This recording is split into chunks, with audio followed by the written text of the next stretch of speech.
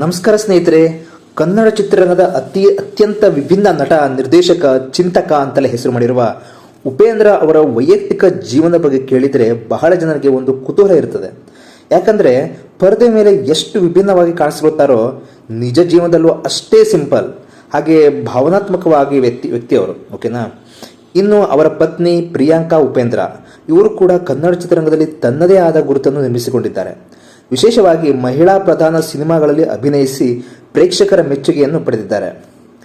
ಇದೀಗ ಅವರ ಅಭಿನಯದ ಸೆಪ್ಟೆಂಬರ್ 21 ಸಿನಿಮಾ ಬಿಡುಗಡೆಯ ಹಂತಕ್ಕೆ ಬಂದಿದ್ದು, ಈ ಸಿನಿಮಾದಲ್ಲಿ ಅವರ ಹಳೆಯ ಪ್ರೇಮ ಕಥೆ ಮತ್ತೆ ಸಾಮಾಜಿಕ ಜಾಲತಾಣಗಳಲ್ಲಿ ಚರ್ಚೆಯಾಗುತ್ತಿದೆ. ಪ್ರಿಯಾಂಕಾ ಅವರು ಒಂದು ಪಾಡ್ಕಾಸ್ಟ್ನಲ್ಲಿ ತಮ್ಮ ಹಾಗೂ ಉಪೇಂದ್ರರ ಪ್ರೀತಿಯ ಬಗ್ಗೆ ಹೇಳಿಕೊಂಡ ಕೆಲವು ಮಾತುಗಳು ಈಗ ವೈರಲ್ ಆಗ್ತಿದೆ. ಆ ಕತೆ ಕೇಳಿದರೆ ನಿಜಕ್ಕೂ ಸಿನಿಮಾ ಕಥೆಗಿಂತ ಕಡಿಮೆ ಇಲ್ಲ ಅಂತ ಅನಿಸ್ತದೆ. ಸ್ನೇಹಿತರೆ, ಈಗಿನ ಕಾಲದಲ್ಲಿ ಪ್ರೀತಿ ಅಂದರೆ WhatsApp, Instagram, video call, daily chat ಅಂತಿರ್ತದೆ. ಆದರೆ ಉಪೇಂದ್ರ ಮತ್ತು ಪ್ರಿಯಾಂಕಾ ಅವರ ಪ್ರೀತಿ ಶುರುವಾದ ಸಮಯ ಅಂಥದ್ದಲ್ಲ. ಆಗ ಮೊಬೈಲ್ ಫೋನ್ ಕೂಡ ಎಲ್ಲರ ಬಳಿ ಇರಲಿಲ್ಲ, ಸೋಷಿಯಲ್ ಮೀಡಿಯಾ ಅನ್ನೋದೇ ಇರಲಿಲ್ಲ. ಒಬ್ಬರನ್ನು ಸಂಪರ್ಕಿಸಬೇಕೆಂದರೆ ಲ್ಯಾಂಡ್ಲೈನ್ ಫೋನ್ ಅಥವಾ ಪತ್ರಗಳೇ ಮಾರ್ಗ. ಅಂಥ ಕಾಲದಲ್ಲಿ ಆರಂಭವಾದ ಪ್ರೀತಿ ಇಂದಿಗೂ 23 ವರ್ಷಗಳ ನಂತರವೂ ಅಷ್ಟೇ ಗಟ್ಟಿಯಾಗಿ ಉಳಿದಿದೆ ಅಂದರೆ ಅದು ಸಾಮಾನ್ಯ ವಿಷಯ ಅಲ್ಲ. ಪ್ರಿಯಾಂಕಾ ಅವರು ಮೂಲತಃ ಬೆಂಗಾಲಿ ಕುಟುಂಬದವರು. ತೆಲುಗು ಹಾಗೂ ಕನ್ನಡ ಸಿನಿಮಾಗಳಲ್ಲಿ ನಟಿಸುತ್ತಿದ್ದ ಸಮಯದಲ್ಲಿ ಅವರ ಪರಿಚಯ ಉಪೇಂದ್ರರ ಜೊತೆ ಆಯಿತು.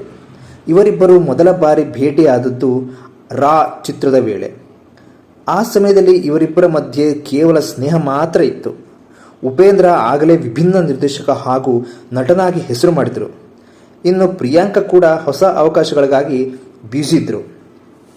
ಆದರೆ ನಿಜವಾದ ಹತ್ತಿರತನ ಶುರುವಾಗಿದ್ದು H2O ಚಿತ್ರದ ಸಮಯದಲ್ಲಿ. ಈ ಸಿನಿಮಾದ ಚಿತ್ರಣದ ವೇಳೆ ಇಬ್ಬರೂ ಹೆಚ್ಚು ಸಮಯ ಒಟ್ಟಿಗೆ ಇದ್ದರು. ಮಾತುಗಳು ಹೆಚ್ಚಾದವು. ಸ್ನೇಹ ನಿಧಾನವಾಗಿ ಪ್ರೀತಿಗೆ ತಿರುಗಿತು. ಆದರೆ ಅವರ ಪ್ರೀತಿ ಇಂದಿನಂತೆ ಸುಲಭವಿರಲಿಲ್ಲ. ಪ್ರಿಯಾಂಕಾ ಅವರು ಮುಂಬೈದಲ್ಲಿ ಇರ್ತಿದ್ರು. ಕೆಲವೊಮ್ಮೆ ಕೋಲ್ಕತ್ತಾ, ಕೆಲವೊಮ್ಮೆ ವಿದೇಶಗಳಲ್ಲಿ ಚಿತ್ರೀಕರಣ. ಉಪೇಂದ್ರ ಕನ್ನಡ ಸಿನಿಮಾಗಳಲ್ಲಿ ಸಂಪೂರ್ಣ ಬ್ಯುಸಿ ಇದ್ದರು. ಇಬ್ಬರಿಗೂ ಒಬ್ಬರನ್ನೊಬ್ಬರು ಭೇಟಿ ಮಾಡೋದು ತುಂಬ ಕಷ್ಟ ಆಗ್ತಿತ್ತು.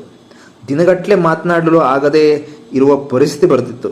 ಈಗಿನಂತೆ ಆನ್ಲೈನ್ ನೋಡಿ ಮಾತಾಡೋ ಅವಕಾಶ ಇರಲಿಲ್ಲ. ಒಂದು ಫೋನ್ ಕರೆ ಮಾಡಲು ಕೂಡ ಸರಿಯಾದ ಸಮಯ ನೋಡಿಕೊಳ್ಬೇಕಾಗ್ತಿತ್ತು. ಹೀಗೆ ಕೆಲ ದಿನ ಸಂಪರ್ಕವೇ ಇಲ್ಲದ ಇದ್ದಾಗ ಇಬ್ಬರಿಗೂ ಒಂದೇ ಅನುಮಾನ ಶುರುವಾಯಿತು. ನಮ್ಮ ಪ್ರೀತಿ ನಿಜವಾಗಿಯೂ ಮುಂದುವರೆತದ ಅನ್ನೋ ಪ್ರಶ್ನೆ.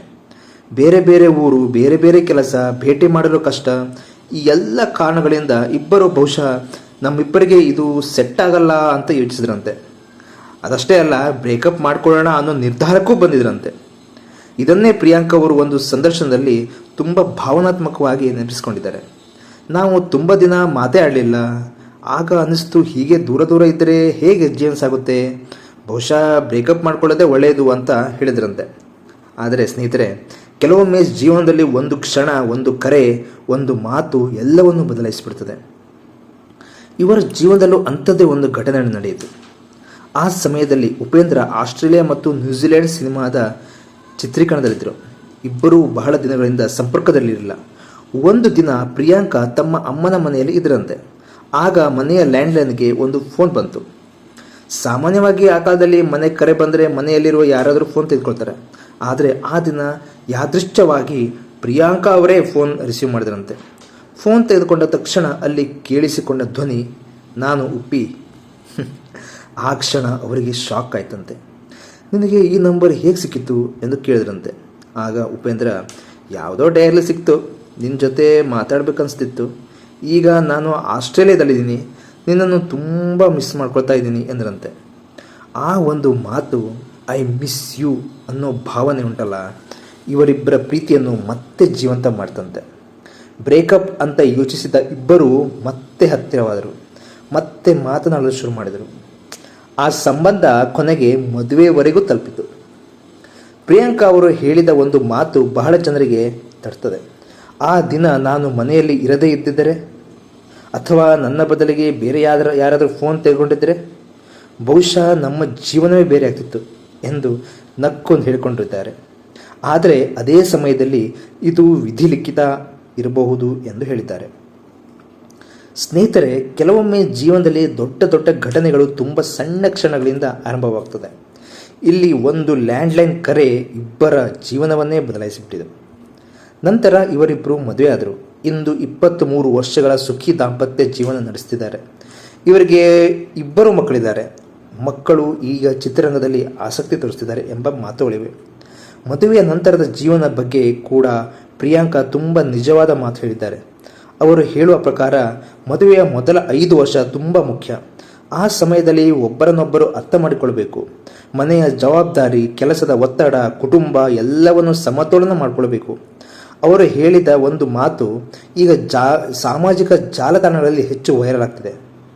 ಗಂಡ ಹೆಂಡತಿ ಸಂಬಂಧದಲ್ಲಿ 50-50 ಅನ್ನೋ ಲೆಕ್ಕಾಚಾರ ಯಾವಾಗಲೂ ಕೆಲಸ ಮಾಡಲ್ಲ. ಕೆಲವೊಮ್ಮೆ ಒಬ್ಬರು 100% ಕೊಡಬೇಕು, ಮತ್ತೊಮ್ಮೆ ಇನ್ನೊಬ್ಬರು 100% ಕೊಡಬೇಕು ಎಂದು ಹೇಳಿದ್ದಾರೆ. ಉಪೇಂದ್ರ ಸಿನಿಮಾ ಕೆಲಸಗಳಲ್ಲಿ ಬ್ಯುಸಿ ಇದ್ದಾಗ ಪ್ರಿಯಾಂಕಾ ಮನೆ ಹಾಗೂ ಮಕ್ಕಳ ಜವಾಬ್ದಾರಿ ನೋಡ್ಕೊಳ್ತಾರಂತೆ. ನಂತರ ಪ್ರಿಯಾಂಕಾ ಮತ್ತೆ ಸಿನಿಮಾಗಳಲ್ಲಿ ನಟಿಸಲು ಶುರು ಮಾಡಿದಾಗ ಉಪೇಂದ್ರ ಕುಟುಂಬದ ಕಡೆ ಹೆಚ್ಚು ಗಮನ ಕೊಡ್ತಾರಂತೆ. ಇದೇ ಅವರ ಸಂಬಂಧದ ಬಲ ಎಂದು ಹೇಳಿದ್ದಾರೆ. ಇಂದಿನ ಕಾಲದಲ್ಲಿ ಸಣ್ಣ ಸಣ್ಣ ವಿಷಯಕ್ಕೂ ಸಂಬಂಧಗಳು ಮುರಿದು ಹೋಗ್ತಿರೋ ಸಂದರ್ಭದಲ್ಲಿ ಉಪೇಂದ್ರ ಮತ್ತು ಪ್ರಿಯಾಂಕಾ ಅವರ ಕಥೆ ಹಲವರಿಗೆ ಪ್ರೇರಣೆ ಆಗ್ತಾ ಇದೆ.